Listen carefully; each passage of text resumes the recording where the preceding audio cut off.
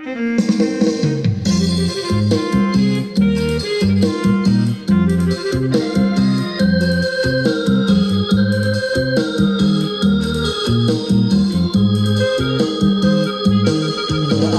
มาพบสาวแต่เพียงข้างเดียวหัวใจอ้ายนี่อยากนอบเหนียวอ้ายจนลงเกี่ยวเที่ยวสาวบ้านเกินนอกจากงานยิงคิดอย่าแอบอิงน้องนางอย่าเมินอ้ายขอวอนสาวจงเห็นใจเถินพูดที่ลองเดินพักถิ่นบ้านนา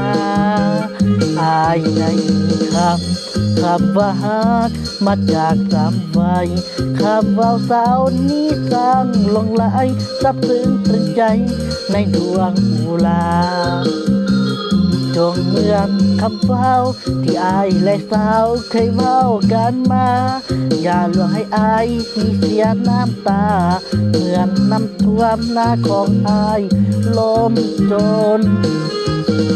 น้องควรตาจงสงสารหากน้องเห็นใจไอ้นั้นจะหาจอบขวัญบ่ให้ตกตรองปีหน้าต่อไปจะปลูกข้าวให้ข้าวนาให้สมหากแม่นดินฟ้าให้ความอุดมจะขอพี่ลมหักสมภาคดีอายจะขอจำถิ่นแห่งนั้นที่เคยได้อยู่กับความหักที่น้องอุ่นสู้ดินฟ้าจงหูไว้เป็นสักขีเพิ่งอยู่ใกล้กันหัวใจไอ้นั้นบ่ได้ในนี้อีกปีหน้าจะมาอีกที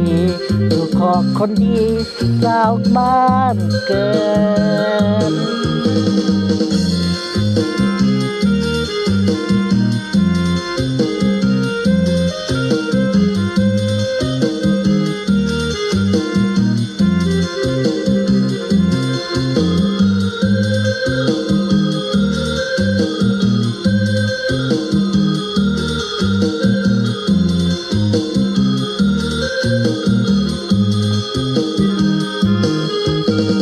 น้องควรตาจงสงสารหากน้องเห็นใจไอ้นั้นจะหากจอบขวัญบ่ให้ตกตรองปีหน้าต่อไป